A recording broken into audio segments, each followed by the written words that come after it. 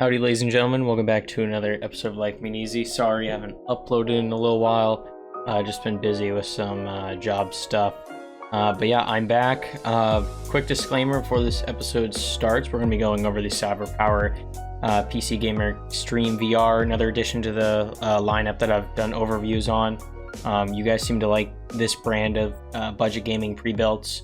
So I thought I may as well just make another video. I want to give a quick shout out to the College Made Easy podcast. I don't know if you can see my shirt or not. I'm not looking at my viewfinder right now, but go ahead over there and subscribe, guys. Help the channel grow. We're currently at like 68 subs. So if you guys are watching this and you want to subscribe to my podcast, you can also search it on the internet. College Made Easy podcast, available on all podcasting services, as well as our YouTube channel, which is the video version. Which you can actually see us speaking and stuff like that. But yeah, links in the description for that if you guys want to go check it out. Highly recommend it. So yeah, let's get into the CYBERPOWER Gamer Xtreme VR gaming PC. A lot of gamer-esque-ness going on with this computer. Same design as the previous ones I've done reviews on. They keep the same case and whatnot, and same RGBs and keyboard and mouse. So nothing new than what I've looked at. The overall difference is just internals for the most part, and some of the specs that they include in this one. So I believe I did a review on this version right here. This was like the i5 9400F version, and for some reason it was extremely overpriced when I reviewed that one. It was like $1,150, and now it seems like they've dropped the price. If I just click on this, yeah, they just dropped the price a ton to $900. I don't know why they dropped it by like $200, $250. But they did. And this is the i7 version, and I'm pretty sure the literal only. Wow. Okay, so we do have a. Man, CYBERPOWER is weird. Or I don't know if this is Amazon doing this, but if we look here at the one I previously reviewed, it was a 1616 Ti, 8GB of RAM, 128GB SSD, and terabyte hard drive with an i5. This one, which is more expensive, improves in some aspects and also gets worse in some aspects. Like, it's got an i7, that's an improvement. What was the clock speed on this one? 2.9, jumps up to 3 gigahertz. But honestly, that's so marginal, you probably can't even tell the difference. NVIDIA GeForce GTX 1660, so you're actually downgrading your GPU. I mean, granted, this 1660 is perfectly fine, as you can see by these benchmarks. Most AAA titles, the one that I tend to look at is probably Battlefield 5, because it's pretty, it's a lot of stress on your CPU and GPU. I tend to look at that, pretty strenuous game.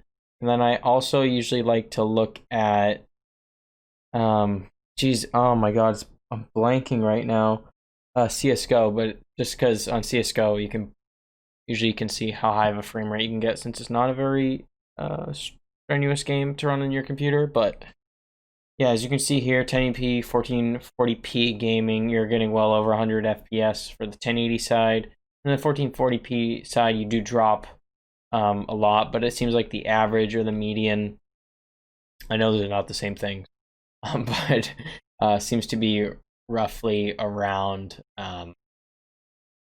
60, which is good. That's what you want to see when you're at that resolution, honestly. 16 gigabytes of DDR4 RAM, which is an improvement over the last one. You kind of need it to play most games these days. I wouldn't buy a computer with 8 gigs of RAM, and if I did, I would buy another 8 gigabyte stick so I could upgrade it. 120 gigabyte SSD, which is great to install Windows on, so everything loads faster, boot up times are faster. You guys know how big of a fan I am with that. Terabyte hard drive for additional storage, love that. This is one of my favorite configurations in a PC. Wi-Fi ready. I mean, most gaming pre-builts are Wi-Fi ready, honestly, at this point, which is weird. I find like people aren't utilizing Ethernet as much these days. I don't know why.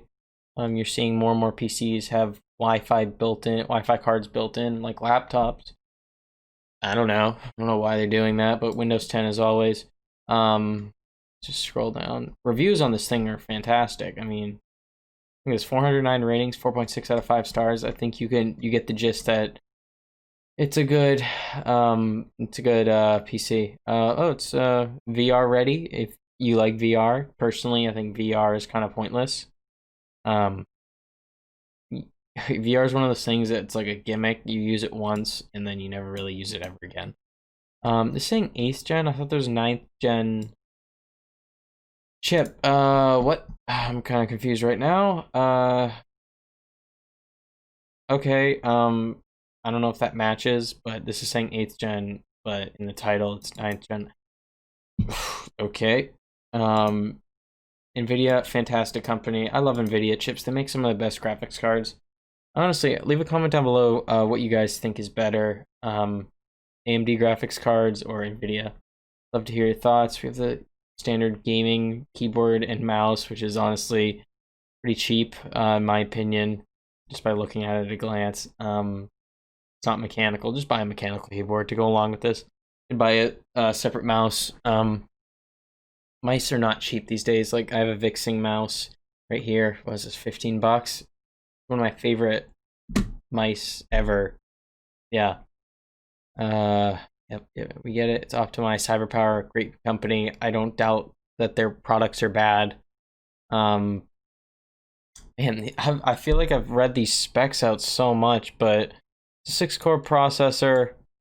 Here are the dimensions, if that means anything to you. To be honest, I don't think it really does. Intel DDR4 RAM, better have DDR4. 7200 RPM hard drive. It's pretty basic, honestly. Can they increase the speed on the standard hard drives? I don't know if they're capping the speed out just because they don't want it to explode or something like that. But 6 GB of video RAM, that's good. Yeah, this is like one of those computers that like I have no issue with. If I were to knock it on something, obviously because nothing's perfect, I would say that graphics card should be 1660. And maybe, I don't know, maybe update your title. I don't know if I'm wrong on this, but like I'm pretty sure that's a 9th gen chip. They say it's 8th gen. I don't know. But yeah, and maybe bump the SSD to make it slightly bigger, but I have no issue with that, to be honest. I can't nitpick at this point. Maybe if I were to nitpick, maybe drop this down $86 and make it $1,000 even. Make it even a better deal, but I don't know. But guys, that's gonna be it for this overview of this PC. Hope you enjoyed it. Like, subscribe, hit that notification bell, subscribe to the College Made Easy podcast. Leave any PC recommendations you want me to check out in the comment section down below. I would be happy to read all those, and I will see you guys in the next video.